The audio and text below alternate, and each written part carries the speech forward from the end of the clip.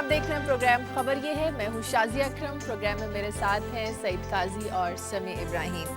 سب سے پہلے بات کرتے ہیں کہ ملک آج کل جن مسائل میں گھرا ہوا ہے، میاں نواز شریف کے نزدیک ان مسائل کا حل صرف نئے انتخابات میں ہے. ایک بار پھر سے نئے انتخابات کا مطالبہ کیا گیا ہے، لیکن آپ کیا سمجھتے ہیں کہ آپ کے جو مسائل ہیں ان کا حل صرف نئے انتخابات میں ہی ہے، اور ان کا حل ہے کس پارٹی کے پاس؟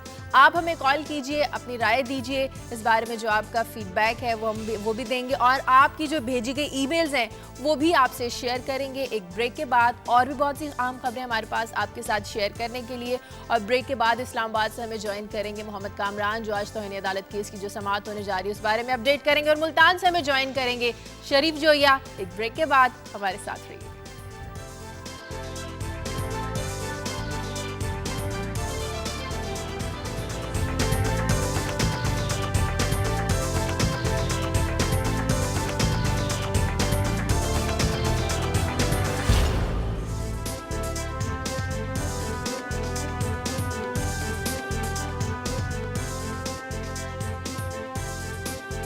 بریک کے بعد خوش آمدید آپ کے ساتھ شیئر کرنے کے لیے. ہمارے پاس اور بہت سی خبریں ہیں. سب سے پہلے قاضی صاحب سے پوچھتے ہیں کہ ان کے پاس آج کی خبریں کیا ہیں. شازیہ، یہ جو کیس تھا موسیٰ گیلانی صاحب کا، یہ کیبنٹ میں لے گئے ہیں جناب پرائم منسٹر صاحب، مگر رات کو میں نے دیکھا کہ ان کے جو وکیل ہیں فواد چودھری صاحب بڑی مہارت اور چابک دستی سے وہ دفاع فرمایا انہوں نے ایک ٹی وی چینل پہ آ کے. پھر مجھے یاد آیا یہ تو وہی ہیں جو کبھی مشرف صاحب کے بڑے تھے اور نٹ لے کے پیچھے لگ جاتے تھے اگر مشرف صاحب کی شان میں کوئی گستاخی کرے. اس پہ بات کریں گے یہ کہانی کہاں تک پہنچی ہے. پھر اسی سے جڑی ہوئی ایک اور خبر ہے، نیب کے چیئرمین فصیح بخاری صاحب نے بھی ایک بیان دی ہے. پلی بارگین کی انہوں نے بات کی ہے.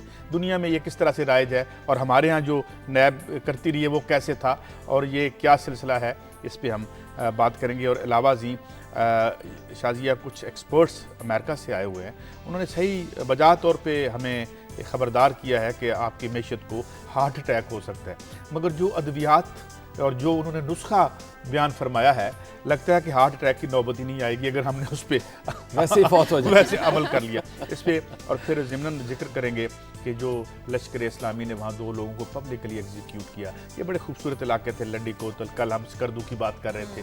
یہ کہانیاں ایک طرح ایک رومانٹک ہمارا جو حصہ ہے ہمارے ملک کا، وہاں کیسے یہ کہانی اس انجام تک پہنچی ہے، اس پہ ہم بات کریں گے اور دیکھیں گے کہ یہ سلسلہ کیسے ہم روک سکتے ہیں. صحیح. سمیع صاحب. شازیہ، جو بھارتی سیکرٹری خارجہ ہیں رنجن متھائی، انہوں نے ایک غیر ملکی اخبار کو انٹرویو دیتے ہوئے ایک نہایت اہم بات کر دی ہے.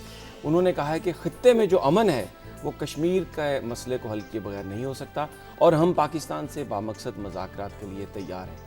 ایک اور بات کا انہوں نے حوالہ دیا اپنے انٹرویو میں، وہ تھا جو پاکستان نے بھارت کو موسٹ فیورٹ نیشن کا سٹیٹس دیا ہے تجارتی اعتبار سے، اس کا ایک رد عمل لگتا ہے. اور دوسرا کیونکہ ابھی جو ایک ویسے تو وہ غیر سرکاری دورہ تھا، بڑی آپ لوگ تنقید بھی کر رہے تھے صدر زرداری پر، لیکن ان کے جو فال آؤٹ ہے بیسیکلی ان کے دورے کا، اب وہ ہمیں نظر آنا شروع ہوا ہے کہ دونوں ممالک کے درمیان تعلقات بہتر ہوتے ہوئے نظر آ رہے ہیں. آج انٹرنیشنل ڈے فار چلڈرن بھی ہے کہ جو لوگ اسٹریٹ پہ جو بچے ہیں ان کی کیا حالت ہے، کتنے بچے دنیا میں ہیں. اور ویسے جیسے قاضی صاحب کہتے ہیں کہ اگر ہم جو اسٹریٹ پہ چلڈرن ہیں ان کو ہم دے کچھ نہیں سکتے تو ان کا دن ہی منا لیں، تو آج ان کا دن منا رہے ہیں. لیکن پاکستان میں تقریباً 1,70,000 بچے ہیں جو سڑکوں پر ہیں، اور خطرہ یہ ظاہر کیا جا رہا ہے کہ اگر ان بچوں کی پراپر کیئر ہم نے نہیں کی تو کچھ ان میں کرمنل بن جائیں گے اور باقی کہیں دہشت گردوں کی زد میں نہ آ جائیں. میمو کمیشن کا پھر اجلاس چل رہا ہے، اس میں حسین حقانی صاحب نے ایک بڑی امپورٹنٹ بات اب کہی ہے کہ بلیک بیری کمپنی کو خط لکھ دیا انہوں نے کہ وہ جو خفیہ ڈیٹا تھا ان کا وہ آ جائے، جس سے مجھے یہ لگ رہا ہے قاضی صاحب کہ پہلے تو یہ تھا کہ شاید اس کمیشن سے بھی کچھ نہیں نکلے گا، لیکن اب شاید اس میں سے کچھ نکل آئے. لیکن سب سے اہم بات جس پر آج میں بات کروں گا شازیہ، وہ ہیں آزادی کے ہیرو بھگت سنگھ. ان کے لیے پنجاب اسمبلی میں پیپلز پارٹی نے ایک ریزولوشن دی ہے کہ شادمان چوک جہاں ان کو پھانسی دی گئی تھی وہاں پر ان کی ایک یادگار بنائی جائے. میں ایک تو اس حوالے سے بات کروں گا، دوسرا کچھ فیکٹس ہیں تاریخ کے وہ لوگوں کے سامنے لے کے آؤں گا کہ بھگت سنگھ کی اس پھانسی میں پاکستان کے کون کون سے اکابرین کا کیا کردار تھا. صحیح. کچھ سیاست کی سب سے پہلے بات کر لیتے ہیں. جیسا کہ میاں نواز شریف نے کل کہا کہ نئے انتخاباتی مسائل کا حل ہے اور جو قوم ہے وہ اس حکومت کو مزید وقت نہیں دے گی. تو کیا میاں نواز شریف نے اس قوم سے پوچھا کیا یہ وقت ان کو ملنے جا رہا ہے، کیا وقت ان کو دینے جا رہی ہے قوم؟ دیکھیں اس وقت جو پالیٹکس ہو رہی ہے پاکستان میں، اگر ہم اس پہ نظر ڈالیں تو یقیناً پیپلز پارٹی بظاہر اس وقت بہت زیادہ ان پاپولر جماعت نظر آ رہی ہے. میاں نواز شریف کا یہ کہنا کہ ارلی انتخابات کرا دیے جائیں اور اس سے پاکستان کے مسائل کا حل ہوگا، تو وہ یہ سمجھتے ہیں کہ وہ پرائم منسٹر ان ویٹنگ ہیں اور حکومت میں وہ آ جائیں گے. لیکن جو بات ہمیں نظر نہیں آ رہی وہ یہ ہے کہ ایک پلاننگ کیا ہے. یعنی یہ جو کرائسس ہے اس وقت پاکستان میں، ان امپلائمنٹ کا، غربت کا، ریسورسز کی کمی کا، اور پھر جو معاشرے میں ہمیں کرپشن نظر آتی ہے، اس کو روکنے کے لیے ان کے پاس پلان کیا ہے؟ پلان نظر نہیں آیا. البتہ ایک بات ضرور نظر آئی قاضی صاحب کہ وہ جو کاف لیگ کے پرانے لوگ تھے جن کے ساتھ پہلے میاں صاحب بات کرنے کے لیے تیار نہیں تھے، اب ان کو اپنے ساتھ ملا رہے ہیں. اور ایک بڑا انٹرسٹنگ سٹیٹمنٹ تھی امیر مقام کی، انہوں نے یہ کہا کہ پرویز مشرف میرے بڑے بھائی ہیں، نواز شریف میرے لیڈر ہیں. اچھا، یہ بڑا جو بھائی چارے کی فضا ہے، میں اسی پہ بات کرتا ہوں. اور یہ جو انہوں نے کہا جی نئے انتخابات ہونے چاہیے، اپنے وقت پہ ہونے چاہیے، پہلے بھی ہو سکتے ہیں کانسٹیٹیوشن میں، مگر بات یہ ہے کہ لوگوں کو صرف انتخابات نہیں چاہیے، ایک نیا طرز حکمرانی چاہیے، ایک نیا طریق حکمرانی چاہیے، ایک ایسا طرز حکمرانی چاہیے کہ جس میں اس وقت آپ کے ذرائع پیداوار سے جتنی دولت پیدا ہوتی ہے ان کا رخ چند خانفادوں کی طرف ہے اور عوام جو ہیں وہ نیچے. یہ عوام کی یہ ڈیمانڈ ہے. ہاں، اگر باریاں لگی ہوئی ہیں، ہر پارٹی کا حق ہے کہ وہ پاور میں آئے، کانسٹیٹیوشنلی اس کا حق ہے، مگر وہ آ کے کیا کرے گی؟ میں بار بار جو ایک بات کرتا ہوں کہ ان کے کانسٹیٹیوشن میں کیا فرق ہے. یہ ابھی احتساب پہ بات کر لیں گے. احتساب کا بل آج تک اس بات پہ ساری بھائی چارہ اور یکجہتی ہے کہ کوئی ایسا افیکٹو احتساب کا قانون نہیں لانا، اور اگر بیچاری عدالت کو فیصلہ کر بھی دے تو اس پہ عمل نہیں کرنا. اس پہ یعنی اپنی کلاس کو زدنا ہے. بھلے ہم پولیٹیکل ڈیوائیڈ کے اس سائڈ پہ بیٹھے ہیں یا اس سائڈ پہ بیٹھے ہیں، بعض معاملات میں کوئی ڈیوائیڈ نہیں ہے. تو لوگ انتخاب چاہتے ہیں لیکن ایک میننگ فل تبدیلی اپنی زندگی میں چاہتے ہیں. سمیع ابراہیم صاحب وہ یہ نہیں چاہتے کہ پتہ چلے آج ایک اور صاحب آئے، انہوں نے حلف اٹھایا اور وہ آ کے کرسی پہ. سمیع صاحب بڑی بڑی باتیں تو بہت کرتے ہیں لیکن مسائل کا حل کسی نے پیش نہیں کیا. عمران خان کی بات کریں، بڑی نوجوان نسل ان کے ساتھ ہے، شاید آپ بھی ان سے بڑے امپریس ہوں. نوجوان نسل بڑی، چلیں مجھے اس بات کی خوشی کہ آپ نے مجھے نوجوان کہہ دیا، لیکن انہوں نے ابھی تک کوئی مسائل کا حل نہیں دیا. میاں نواز شریف نے نہیں دیا. تو جو عوام کے پاس سوچنے کے لیے ایسا کون سا پیرامیٹر ہے کہ وہ اس بات کا ڈیسیژن لے سکے کہ انہوں نے کس کے پاس جانا ہے؟ دیکھیں، عمران خان صاحب کے حوالے سے جو شروع میں سرچ تھی ان کی بہت زیادہ تھی، شہروں میں بہت زیادہ لوگ ان کے دیوانے مجھے نظر آئے. اور ابھی بھی گراس روٹ لیول پہ جو نوجوان ہیں اگر آپ ان سے بات کریں تو وہ یہی کہتے ہیں کہ جی عمران خان کے پاس ہی مسائل صرف ایک جوش میں ابھی ایک جو چیز عمران خان کے لیے نیگیٹو ہے، کئی دفعہ ہم اپنے پروگرام میں ذکر بھی کر چکے ہیں کہ جن لوگوں کو وہ اپنے ساتھ ملا رہے ہیں ان کا ماضی کا طرز عمل ایسا نہیں رہا کہ جس کی بنیاد پر ہم کہہ سکیں کہ وہ عمران خان صاحب کو بھی آزادانہ طور پر جو ان کا ایک انقلابی ایجنڈا ہے جو ابھی تک ان کے دل میں ہی ہے، ایجنڈا وہ کیا ہے کہ اس پر انہیں کام کرنے دیں گے. یہ بہت اہم بات ہے پاکستان کی سیاسی جماعتوں کے لیے کہ اب نعروں کی بجائے وہ ایک پروگرام دیں. یہی بات جو طرز حکمرانی کی قاضی صاحب نے کی کہ ماضی کے وہ لوگ جو بار بار آزمائے جا چکے ہیں ان کو اگر آگے جا کر دوبارہ آزمانا ہے تو یا تو کم از کم وہ کوئی نیا پروگرام تو پیش کر دیں کہ یہ جو غربت ہے اس کو کیسے ختم کریں گے، یہ انویسٹمنٹ کہاں سے آئے گی، اس کرپشن، ایک پولیس والا ہے، ایک ہم یہ بات کرتے ہیں، یا کوئی اور آدمی جس کی تنخواہ 9-10 ہزار روپے مہینہ ہے، تو وہ اپنے بچوں کا پیٹ پالنے کے لیے، زندگی کے لیے مجبوری ہے اس کے لیے کرپشن کرنا. گھر کا کرایہ کہاں سے دے گا، بچوں کی اسکولوں کی فیس کہاں سے لے کے آئے گا، میڈیکل کے ایکسپنسز کہاں سے وہ پورے کرے گا. یہ جو ٹرانسپورٹ اتنی مہنگی ہو گئی ہے دفتر میں آنا جانا، تو یا تو آپ اس کا روزگار بڑھائیں. اب روزگار کیسے بڑھائیں، وسائل نہیں ہے. تو اس لیے جب تک کوئی ایک پراپر پلان کے ساتھ نہیں آئیں گے، پروگرام کے ساتھ نہیں آئیں گے، چاہے عمران خان صاحب ہوں، نواز شریف صاحب ہوں، کسی کی بات پر بھی میرا نہیں خیال کہ اب عوام اس پر توجہ دیں. وسائل سے مراد آپ کی ذرائع پیداوار ہیں، تو یہ جو قدرت نے، خدا نے یہ سیارہ تخلیق کیا ہے اس میں لا امتناہی گنجائش موجود ہے. لیکن اگر آپ اس کے استعمال کو یا اس کی جو پروفٹیبلٹی ہے اس کا رخ کر دیں گے چند انڈیویجولز کی طرف اور عوام کو رکھیں گے محروم، جو کہ آئین کی ایک سراسر منافی اور خلاف ورزی ہے، تو پھر وسائل نہیں ہوں گے. کیا خیال ہے آپ کا سمیع ابراہیم صاحب؟ اس ملک میں پیسے موجود نہیں ہیں. 200 ارب ڈالر تو صرف ہمارا جو ہے وہ سوئس بینکوں میں پڑا ہوا ہے.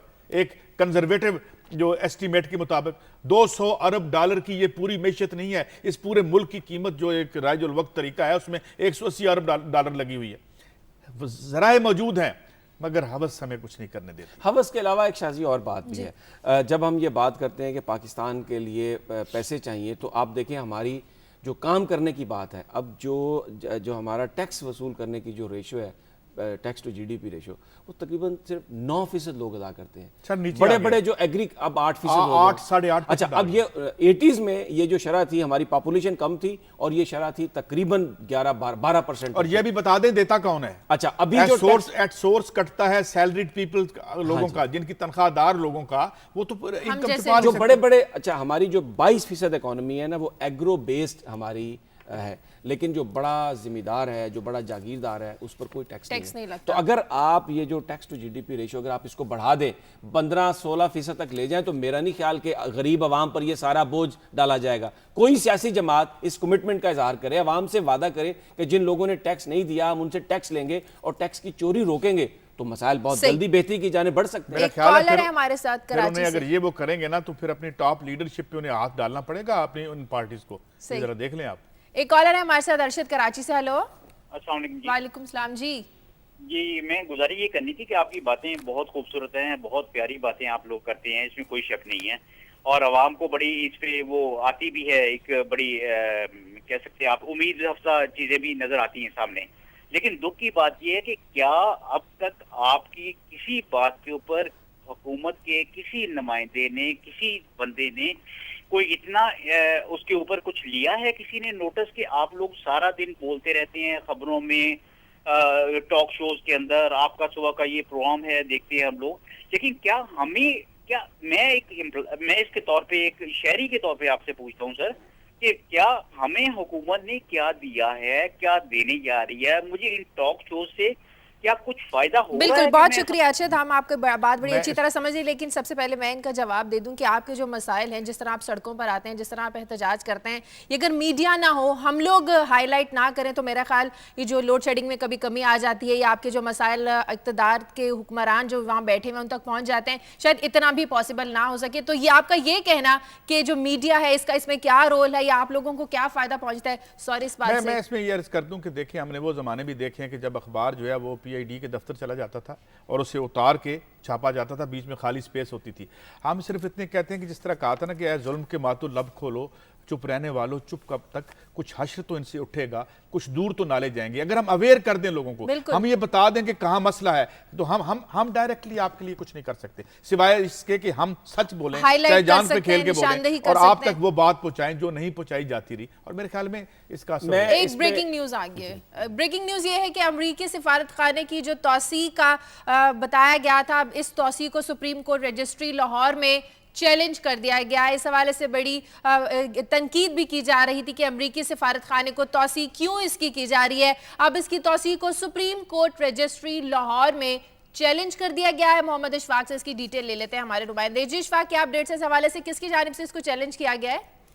جی شازیہ, بیرسٹر ظفر اللہ کی جانب سے سپریم کورٹ رجسٹری لاہور میں امریکی سفارت خانے کی توسیع کو چیلنج کیا گیا ہے. انہوں نے اپنی درخواست میں موقف اختیار کیا ہے کہ امریکی سفارت خانے میں توسیع کے بعد جتنا اس کا رقبہ بڑھ جائے گا, یہ رقبہ واشنگٹن میں وائٹ ہاؤس سے بھی زیادہ ہو جائے گا. اور اس کے علاوہ امریکی سفارت خانے میں جو توسیع ہے وہ غیر قانونی اور غیر آئینی ہے.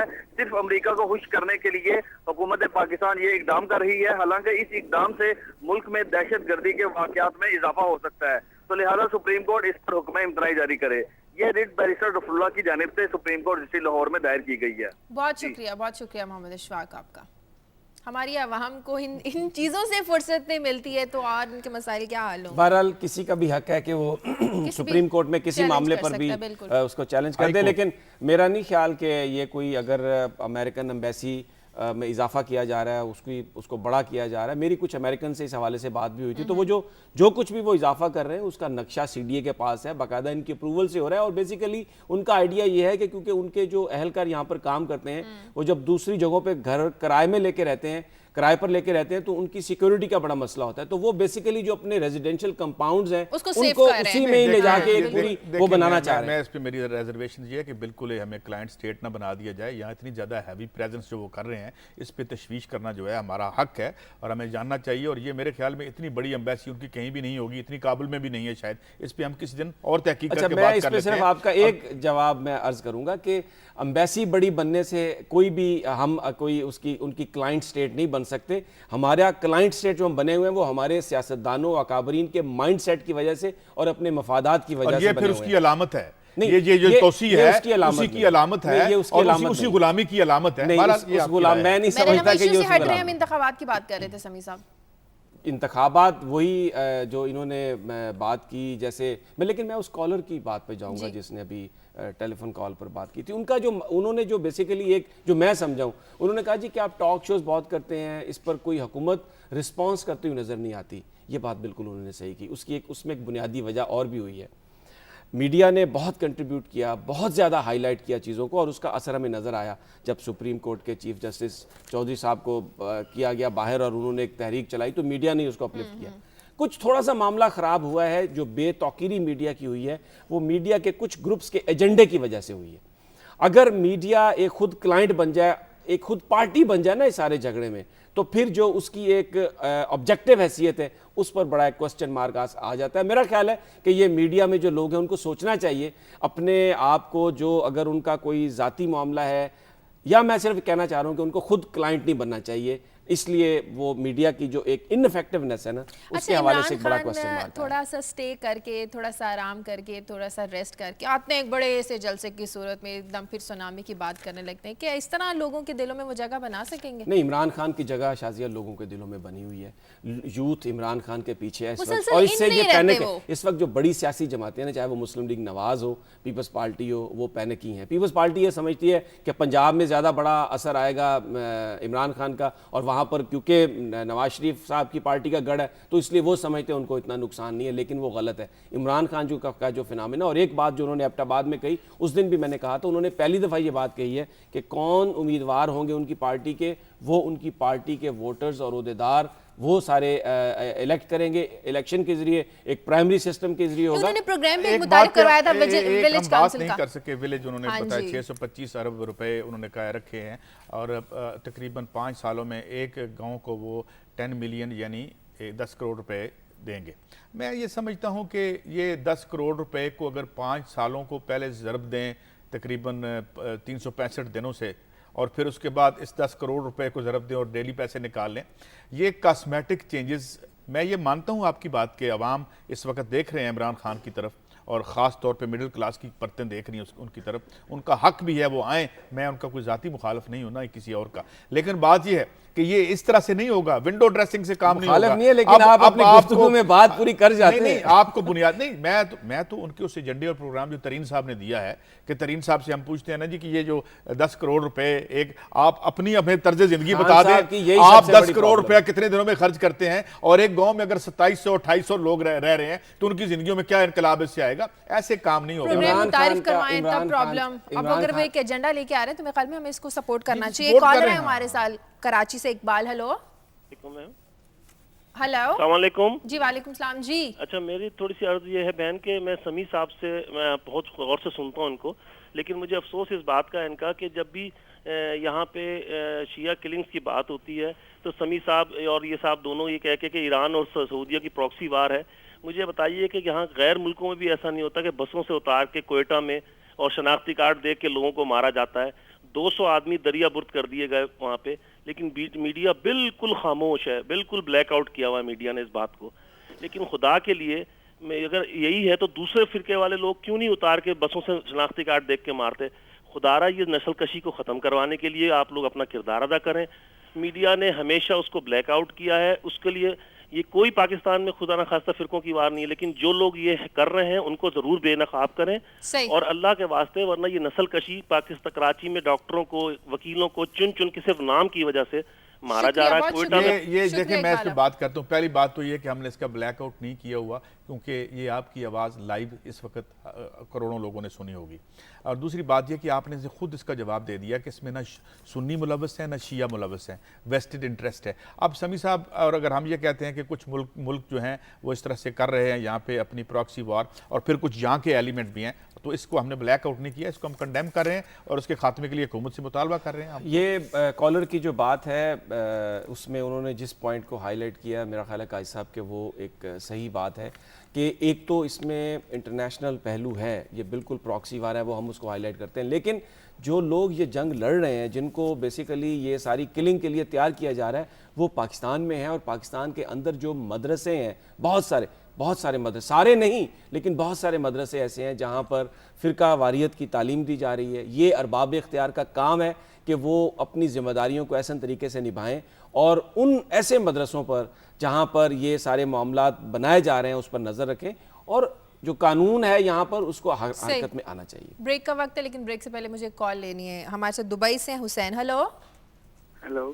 جی جی، میں دو باتیں کرنا چاہوں گا جی انتخابات پر۔ کیجیے۔ ایک تو یہ کہ عمران خان کا جو میڈیا بلیک آؤٹ ہو رہا ہے وہ بہت زیادہ زیادتی ہے، کیونکہ وہ ایک پاکستان کی امید کی کرن ہے۔ دوسری کہ جب آپ لوگ اس کا بلیک آؤٹ کرتے ہیں وہ اس طرح میں کہہ رہا ہوں کہ ان کے جلسے کو بالکل مائنس 20 سیکنڈ کی کوریج دی جاتی ہے نیوز میں، اور وہ بھی 20-25 منٹ کے بعد نیوز آتی ہے جب نیوز کا اینڈ ہونے لگتا ہے۔ تقریباً سبھی چینل یہ کام کر رہے ہیں۔ اس کی وجہ یہ نظر آتی ہے کہ میڈیا میں بھی کرپشن ہے، اور وہ ڈرتے ہیں کہ کوئی ایسا صاف آدمی پاکستان میں نہ آ جائے جس کی وجہ سے میڈیا کو بھی نقصان ہو، کیونکہ آپ سب کی روٹیاں انہی سیاستدانوں سے لگی ہوئی۔ بڑی مہربانی۔ بہت شکریہ آپ کا۔ میرا نہیں اس کا خیال جواب کہ بعد عمران میں خان کرنا ہے یا ابھی آپ نے بریک لینی ہے؟ بریک لے لوں میں، مجھے لگتا ہے مجھے بریک لینی ہے۔ بریک لے لیں، بریک کے بعد اب واپس آ کے بات کریں اس گے پر کہ تفصیل کیا سے بات واقعی کریں گے۔ میڈیا عمران خان کے جلسوں کا، عمران خان کی جو کوریج ہے اس کا بلیک آؤٹ کرتا ہے۔ بریک کے بعد اس کا جواب دیں گے۔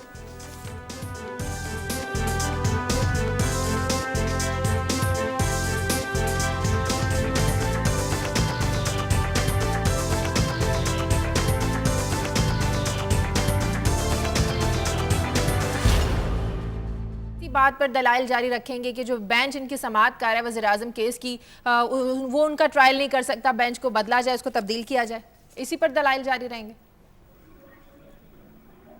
کامران آواز آ رہی ہے آپ کو؟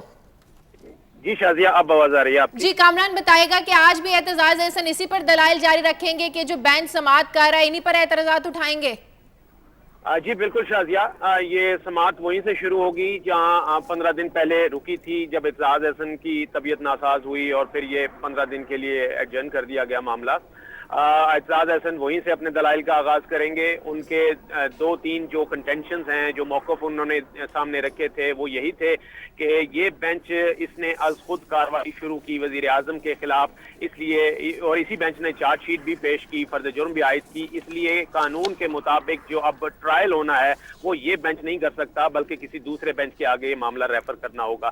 اور اس کے لیے وہ سہارا لے رہے ہیں 18ویں ترمیم کے تحت ایک نیا آرٹیکل آئین میں شامل کیا گیا تھا، وہ تھا آرٹیکل 10A، جو کہ فیئر ٹرائل اور ڈیو پروسیس لا کا حق دیتا ہے ہر شہری کو۔ اسی کو بنیاد بنا کے اعتراض احسن آج جو ہے وہ اپنے دلائل جو ہے وہ جاری رکھیں گے۔ اور میں بتاتا چلوں کہ اگر تو اعتراض احسن کا یہ ہم نے پوچھا تھا، ان کا کہنا تھا کہ اصولاً بینچ کو پہلے ان اعتراضات سے متعلق فیصلہ کرنا چاہیے کہ کیا وہ یہ سماعت جاری رکھنا چاہتے ہیں یا اعتراضات کو مانتے ہوئے یہ سماعت جو ہے کسی دوسرے بینچ کو منتقل کرنا چاہتے ہیں۔ تو ان کا یہ کہنا تھا کہ پہلے اس پر فیصلہ آنا چاہیے، لیکن جس طرح سے یہ اسکیم اس وقت چل رہی ہے، اس میں اعتراض احسن کو یہی کہا گیا ہے کہ وہ اپنے دلائل مکمل کریں اور اعتراضات سے متعلق جو فیصلہ ہے یہ بھی شاید بعد میں کامران اگر انہی اعتراضات پر دلائل چلتے رہے تو جو 16 اپریل کو کچھ تفصیلی فیصلہ یا سپریم کورٹ کا جو فیصلہ آنے کی خبریں تھیں، کیا پھر وہ رک جائے گا؟ دیکھیے NRO امپلیمنٹیشن جو عمل درآمد کیس ہے، اس میں سپریم کورٹ پہلے ہی ایک حکم نامہ محفوظ کر چکی ہے جو وہ 16 تاریخ کو سنائے گی، کیونکہ اٹارنی جنرل کو دوبارہ ہی ہدایت دی گئی تھی کہ وزیر اعظم کو خط لکھنے کے لیے کہا جائے، اس پر عمل نہیں ہوا، اور اس پر ایک علیحدہ کیس میں فیصلہ جو ہے، جو حکم نامہ ہے، وہ محفوظ کر لیا ہے جو 16 تاریخ کو سنایا جائے گا۔ تو غالب امکان یہی ہے کہ اب جب یہ ڈے ٹو ڈے بیسس پہ آج سے سماعت شروع ہوگی تو یہ بھی 16 تاریخ تک شاید مکمل کر لی جائے، اور یہ دونوں فیصلے جو ہیں شاید 16 تاریخ کو ہی صادر ہوں۔ بہت شکریہ محمد کامران آپ کا۔ شریف جوئی بھی ہمارے ساتھ ملتان سے، ان سے بھی بات کر لیتے ہیں۔ جی شریف جوئی، آپ کے پاس کیا خبریں ہیں ملتان سے؟ جی اس وقت جو سب سے بڑی خبر اور جس سے سب سے زیادہ لوگ متاثر ہو رہے ہیں وہ پاور لوم کا سیکٹر ہے، جس میں نیپکو نے بجلی کا جو لوڈ شیڈنگ کا دورانیہ ہے وہ تبدیل کر دیا ہے، کیونکہ 14 اپریل 2008 کو پاور لوم کے ساتھ ایک معاہدہ طے ہوا تھا جس کے مطابق یہ تھا کہ پاور لومز کے جتنے بھی کارخانے ہیں، ان کے فیڈرز ہیں، وہاں پر 4 گھنٹے کی لوڈ شیڈنگ کی جائے گی اور وہ اکٹھی لوڈ شیڈنگ کی جائے گی، اس کے علاوہ کوئی لوڈ شیڈنگ نہیں کی جائے گی۔ اب جو ہے صورتحال تبدیل ہو گئی ہے، اب 8 گھنٹے کی جو ہے وہ وہاں پہ لوڈ شیڈنگ ہو رہی ہے، جس کی وجہ سے 10,000 جو پاور لوم چھوٹے کارخانے ہیں وہ اب زیادہ متاثر ہو رہے ہیں، اور وہاں پہ ہزاروں افراد جو محنت ان کی جو روزانہ کی آمدن ہے وہ اب کم ہوتی جا رہی ہے. وہ لوگ سراپا احتجاج ہے. ان کا یہ کہنا ہے کہ 48 گھنٹوں کا انہوں نے یہاں پہ مقامی انتظامیہ کو وقت دیا کہ اگر 48 گھنٹوں میں ان کے مطالبات پورے نہ ہوئے اور پرانا جو ان کے ساتھ معاہدہ تھا وہ بحال اگر نہ کیا گیا تو وہ ہڑتال پر اتر آئیں گے اور احتجاج کریں گے اور تمام تر جو ذمہ داری ہوگی وہ حکومت وقت پر ہوگی. بہت شکریہ شریف جویا. ہر شہر کی صورتحال ہے, فیصل آباد دیکھ لیں, لاہور دیکھ لیں, ملتان دیکھ لیں, اور اسی صورتحال کی وجہ سے مختلف شہروں میں کچھ دن پہلے ہمیں احتجاج اور مظاہروں کا جو رد عمل تھا وہ دیکھنے میں آیا. اب شازیہ یہ سارا جو مسئلہ ہے نا یہ ریلیٹڈ ہے پاکستان کی اکانومی سے, اور جو اب دنیا کی جو اس وقت صورتحال ہے وہ کوئی بھی ملک آئسولیشن میں جا کر اپنی اکانومی کو ٹھیک نہیں کر سکتا. اس لیے جو ہمارے نیبرز ہیں ان سے تعلقات کو بہت زیادہ بہتر بنانا ہوگا. اور اس حوالے سے میں نے شروع میں آپ سے ذکر کیا کہ جو بھارتی سیکرٹری خارجہ ہیں اب انہوں نے ایک انٹرویو میں یہ کہا ہے کہ پاکستان اور بھارت کے درمیان جو امن ہے یا خطے میں جو امن ہے وہ پوری طرح اس وقت تک قائم نہیں ہو سکتا جب تک کشمیر کا مسئلہ حل نہ ہو جائے. یعنی یہ پہلی دفعہ ایک بڑی اوپنلی آفیشیل یہ ایک ایسی اکنالجمنٹ آئی. اور ساتھ انہوں نے یہ کہا کہ ہم پاکستان کے ساتھ بامقصد مذاکرات کرنے کے لیے بھی تیار ہیں. لیکن ایک بات کا انہوں نے حوالہ دیا کہ جو منڈیاں جو کھولی ہیں پاکستان نے بھارت کے لیے, یعنی وہ جو موسٹ فیورٹ نیشن کا سٹیٹس دیا ہے قائد صاحب, کہ وہ ایک انتہائی سنجیدہ قدم ہے اور پاکستان اور انڈیا اس کو بڑی قدر کی نظر سے دیکھتا ہے. اور یہ سارا کا سارا فال آؤٹ ہے جو ابھی ڈپلومیسی ہوئی ہے. تو اس لیے اس بات کی نہایت ضرورت ہے کہ دونوں ممالک آپس میں مل کر گفتگو کے ذریعے معاملات کو حل کرنے کی کوشش کریں, کیونکہ قاضی صاحب گفتگو ہی مسئلے کا حل ہے. اگر ہم ناراض ہو کر بیٹھ جائیں گے تو وہ میرا خیال حل نہیں ہوگا. میں یہ نہیں کہنا چاہ رہا کہ بس ایک یہ بیان آیا اور یہ ادھر سے صدر صاحب گئے تھے اور اب معاملہ حل ہو جائے گا, but we should be always very optimistic. اس طرح بڑھنا چاہیے. اس پہ میں بعد میں کرتا ہوں کمنٹ, میری خبر تھی میں اس پہ بات کروں بڑی دلچسپ. بریک کے بعد بات کرتے ہیں. بریک کا وقت, ہاں جی بریک کا وقت ہے. بریک کے بعد قاضی صاحب کی کچھ خبریں ان کو ڈسکس کرنا ہے, سمی صاحب کی, اور آپ کی کالز بھی لیں گے ایک بریک کے بعد.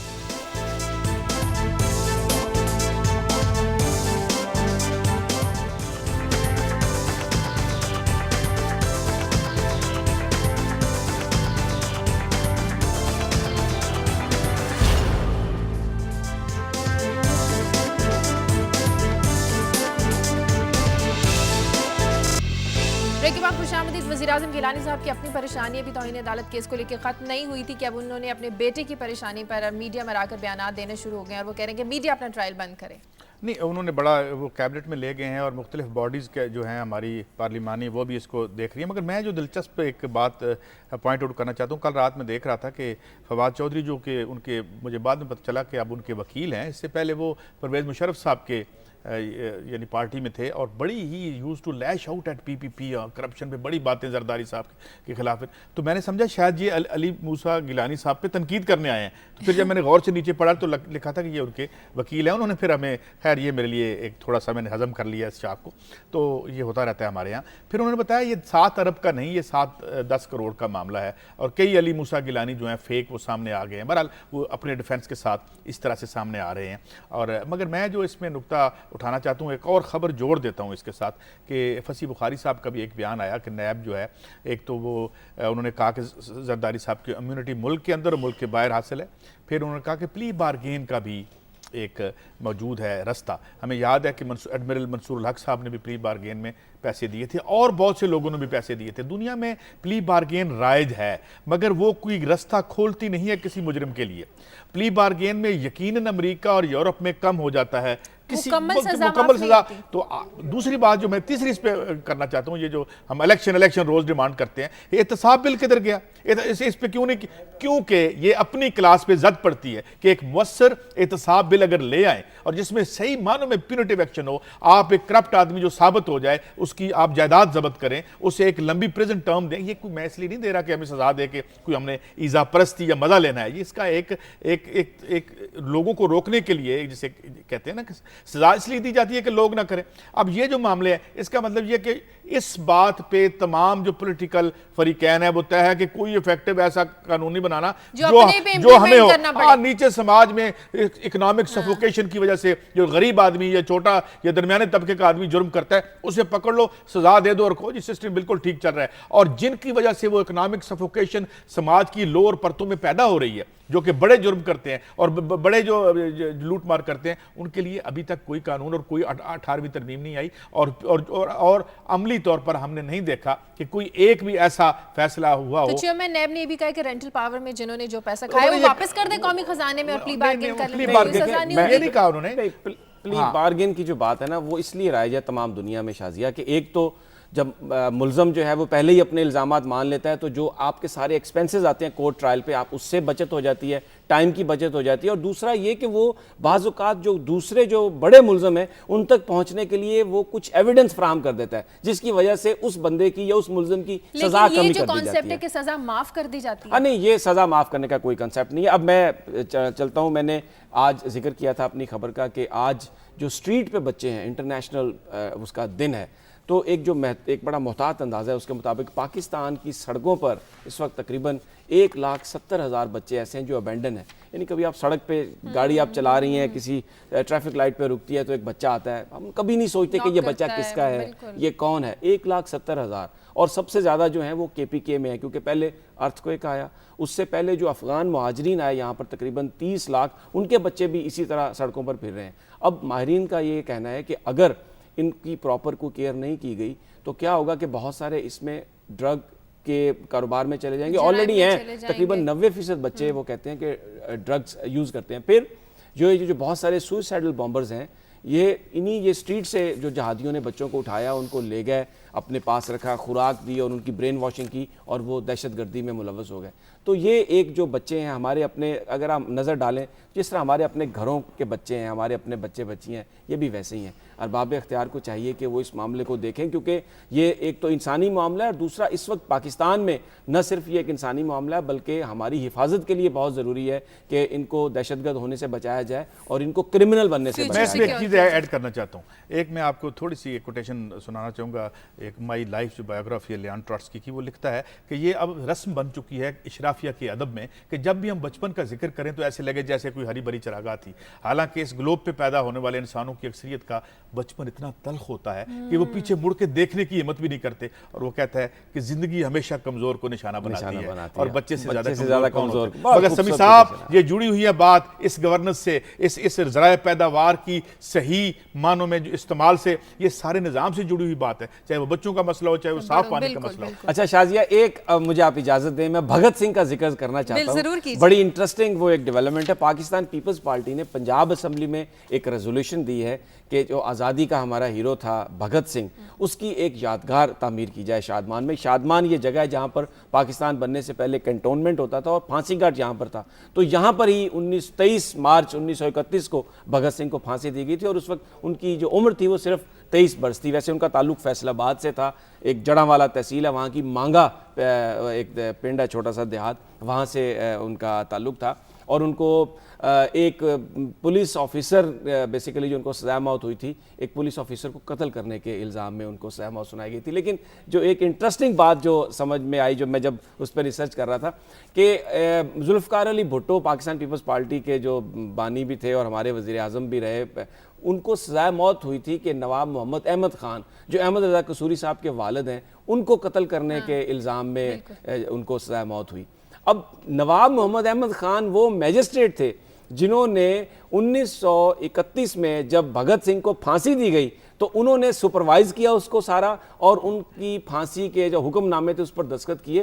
पूरे पंजाब में, उस वक्त बहुत बड़ा पंजाब था, कोई मैजिस्ट्रेट अंग्रेज़ों को नहीं मिल रहा था जो उनकी फांसी को उनको सिग्नेचर कर सके, तो उन्होंने उसको सिग्नेचर किया। और फिर देखें तारीख का एक और भी जो एक आप इसे हुस्न इत्तफाक़ी कह सकते हैं कि 1975 में नवाब मोहम्मद अहमद ख़ान भी शादमान में उसी जगह पर कत्ल हुए जहां पर भगत सिंह की फांसी की उन्होंने सुपरविजन की थी। ये तो तारीख का एक कोइंसिडेंस है। मगर मैं जाते जाते भगत सिंह के बारे में बता दूं, वक्त कम है, कि इवन गांधी को ये खतरा पैदा हो गया था कि उसका जो कद बन रहा है कहीं वो मुझसे बड़ा लीडर ना बन जाए। तो फिर क्या हुआ कि वो उसे बचा सकता था गांधी, जब उनकी मुलाकात थी मरण भरत कहते हैं ना, वो उसके बाद गए तो उन्होंने बिल्कुल वासराय हिंद के सामने ये मुतालबा नहीं रखा और सब्सिक्वेंटली ही वाज हैंग। लेकिन मैं यही कहूँगा उसके बारे में कि जिस तरह मजीद अमजद ने कहा था कि उन्हीं की ज़िंदगी जो चल पड़े हैं तेरी मौजों से टकराने ज़माने, तो ये एक जो हुर्रियत की दास्तान थी यहीं लिखी गई। अच्छा, एक इसमें एक छोटा सा और फैक्ट ऐड कर दूं कि वो जो कसूर के थे नवाब मोहम्मद अहमद खान कसूरी, तो क्यों सिर्फ वो तैयार हुए, क्योंकि उनका سکھوں کے ساتھ ایک پرانا جھگڑا چل رہا تھا. جب مہاراجا رنجیت سنگھ کا دربار تھا تو انگریزوں نے بھیجا تھا ان کو ایک ان کے بڑے خان کو قصور کے کہ وہ جا کے ذرا کچھ سازش کرے اور پھر رنجیت سنگھ کے خلاف ایکشن کیا جائے. تو وہ سازش وہاں پر پتہ چل گیا تو وہ جو خان صاحب قصور کے گئے تھے ان کو مہاراجا رنجیت سنگھ نے قتل کروا دیا. تو اس لیے وہ دیکھیں کیا تاریخ میں چیزیں ملتی ہیں اور کتنی چھوٹی سی یہ دنیا ہے. One of the romances of our freedom movement. Freedom movement. ایک کالر ہے ہمارے ساتھ قصور سے. ہلو ہیلو جی السلام علیکم. جی میں قصور سے نہیں، میں لاہور سے ضیاء آبدی بات کر رہا ہوں. جی جی بات کیجیے، لاہور سے کالر ہیں. جی جی میری یہ ریکویسٹ ہے، بلکہ بہت شکریہ ادا کرتا ہوں کہ آپ کے پروگرام میں سب لوگ ایکسیس کر سکتے ہیں اور کوئی کویشچن اور ریکویسٹ کر سکتے ہیں. I be very thankful to you. میرا آپ سے ریزرویشن یہ تھی جو ابھی گلگت بلتستان میں جو قتل عام ہوا ہے بہت میسو، اس کا کائنڈلی میری ریکویسٹ ہے کہ کچھ میڈیا کور ہونا چاہیے جو آپ لوگ کر سکتے ہیں، اور ایٹ لیسٹ جو وہاں وٹنس تھے، جو عینی شاہدین تھے، ان کا ویڈیو کور کرنا چاہیے تاکہ یہ بے نقاب ہو یہ چیزیں، کیونکہ وہ لوگ عام غریب لوگ تھے، پاکستانی تھے، اور اتنا بڑا ان کو قتل عام ہوا ہے تو وہ کوئی ابھی تک کوئی میڈیا اس طرح کور نہیں کر رہا ہے. بہت شکریہ آپ کا. میرے خیال میں ہم نے کل اس پہ ڈیٹیل سے بات کی، اور یہ آپ صحیح کہتے ہیں کہ اور ہونا چاہیے ان خوبصورت آبادیوں کوئی بھی دیکھیں، کوئی بھی پاکستانی جہاں پر بھی اپنی زندگی اس کی اس طرح دہشت گردی میں چلی جاتی ہے یا سیکٹیرین وائلنس میں، تو ہمارے لیے بہت اہم ہے. کل راشد سمیع صاحب نے بہت ایک اچھی بات کہی تھی کہ بڑے شہر میں تو ایک بس کو بھی آگ لگ جائے تو بریکنگ سٹوری ہو جاتی ہے، لیکن کئی جگہوں پر پاکستان کے درجنوں کے حساب سے لوگوں کو بالکل جانوروں کی طرح قتل کیا جا رہا ہے، اس پر بات نہیں ہو رہی. اس پر کریں گے بات، اور میرا خیال ہے کہ آگے چل کر ابھی بھی ہم کر رہے ہیں، لیکن آگے چل کر اس پر مزید ڈیٹیل ضرور ہم لے کے بات کریں گے. اچھا کچھ ای میلز ہیں وہ مجھے شیئر کرنی ہے. نادیہ نے اسلام آباد سے لکھا ہے کہ سیاسی حالات اور مہنگائی ملک اور قوم کو کس جانب لے کر جا رہے ہیں. کئی گھنٹوں بجلی کی لوڈ شیڈنگ، صاف پانی نہیں ملتا، سی این جی کی لوڈ شیڈنگ، اس کے علاوہ ہمیں اس حکومت نے دیا کیا ہے. دوسری جو میل ہے اس پر آپ کومنٹ کیجیے گا، لیکن میں دوسری میل بھی شیئر کر لوں. لاریب خانم نے کراچی سے لکھا ہے کہ میں 9th کلاس کے اسٹوڈنٹ ہوں. یہ بچے جو چیٹنگ کر کے امتحان پاس کرتے ہیں، نیوز میں بھی آ جاتے ہیں، ٹی وی میں بھی آ جاتے ہیں، لیکن ہم جو اتنی محنت سے سب کام کرتے ہیں، محنت سے امتحانات کو پاس کرتے ہیں، ہمارا کوئی ذکر ہی نہیں کرتا. میں عرض کر دوں، میرے جواب لا رہا ہے پلیز. صاحب یہ بالکل غلط بات ہے، مگر یہ چھوٹے بچے چیٹنگ کرتے ہیں جب ان کے انکل چیٹنگ کرتے ہیں ریاست کے اداروں پہ بیٹھ کے. کیا پریسیڈنٹ، کیا وہ سیٹ کرتے ہیں ایگزامپل اپنے بچوں کے لیے. ٹھیک ہے، یہ نہیں ہونا چاہیے، میں اسے کنڈون نہیں کر رہا، غلط کام غلط ہے، کہاں ہو، کوئی کرے، کب کرے. لیکن بات یہ ہے کہ یہ جب اوپر ہم دیکھتے ہیں کہ وہ دے آر ایٹ لارج، جو بڑی چیٹنگ کرتے ہیں، بڑے پیمانے پہ چیٹنگ کرتے ہیں، جن کی چیٹنگ کے اثرات نیچے تک عوام تک، جن ارچنز کا اور جن بچوں کا ذکر کیا 1,70,000، یہ تو بہت کم بتائے ہیں انہوں نے، اس سے کئی زیادہ تعداد ہے ان کی. تو یہ ان پر اثرات ہوتے ہیں، کیونکہ جب یہ جو بڑی لیول کی چیٹنگ ہے سمیع صاحب، اور اس بات پر انہیں اعتراض نہیں کرنا چاہیے کیونکہ اس طرح کی خبروں میں آنا میرے خیال میں یہ ذلت ہی ہے. اچھا وہ جو ای میل ہے نا، جو مجھے اس بچی کی بات سمجھ میں آئی، اس کا کہنا یہ ہے کہ اگر جو بچے اچھی بات کرتے ہیں، جو سوسائٹی میں ان کو میڈیا ہائی لائٹ اتنا کر نہیں پا رہا، اور بیسیکلی وہ جو کیونکہ دیکھیں خبر نارملی وہ ایک ایڈیٹر کی بھی یہی خواہے، وہ بھی اسی کو لے کے آتا ہے جس سے سینسیشن ہو، ایک نیچرلی جس میں ہیومن انٹرسٹ زیادہ ہو. لیکن بچوں کی کامیابیوں کو بھی ہم لے کے آتے ہیں، جب بچے پوزیشن لیتے ہیں، جب انہیں انعامات ملتے ہیں، ہم ان کو بھی ہائی لائٹ کرتے ہیں. کالر ہے ہمارے ساتھ امریکہ سے طاہر. ہلو جی السلام علیکم. جی وعلیکم السلام. بات کر رہا ہوں میریلینڈ سے. جی جی تو مجھے یہ سمیع صاحب سے ایک بات کرنی تھی. وہ یہ بات ہوئی تھی ابھی یو ایس ایمبیسی کی ایکسٹینشن کے بارے میں. تو جو ایمبیسی کا رول ہونا چاہیے اس کے حساب سے تو ان کے پاس کافی جگہ آلریڈی ہے. اور دوسری یہ جو کل مبشر لقمان کے شو میں یہ بات ہو رہی تھی نیٹو سپلائی کی، اس میں بھی سمیع صاحب جو سائڈ لے رہے تھے امریکہ کی کہ جو سب ملک جو ہیں وہ مل کے وہاں، کوئی خالی امریکہ تو نہیں ہے افغانستان میں، تو وہ کوئی اچھا کام تو نہیں کر رہے مل کے جو کر رہے ہیں. تو لہٰذا اس سے پاکستان کی کوئی ریپوٹیشن پہ کوئی فرق نہیں پڑے گا.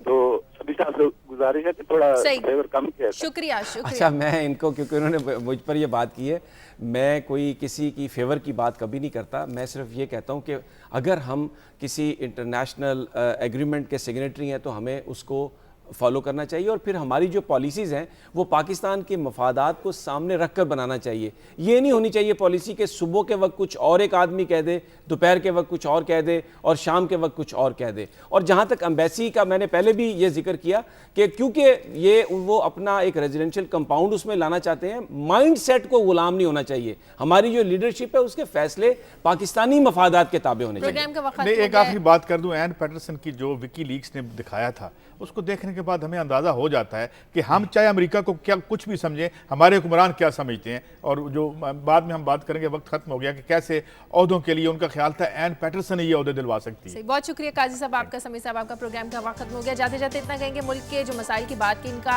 हल आपने निकालना है, वोट की ताकत आपके पास है, अपने जो मुस्तकबिल है इसका फैसला सोच समझ के कीजिए। और जाते जाते सियाचिन में जो नौजवान मुश्किल में फंसे हैं, दुआ कीजिए कि अल्लाह ताला उनको अपनी हिफाजत में रखे। प्रोग्राम का वक्त खत्म हो गया। फीडबैक दीजिए खबर@दुनिया TV.tv पर। इजाज़त दीजिए, अल्लाह हाफ़िज़।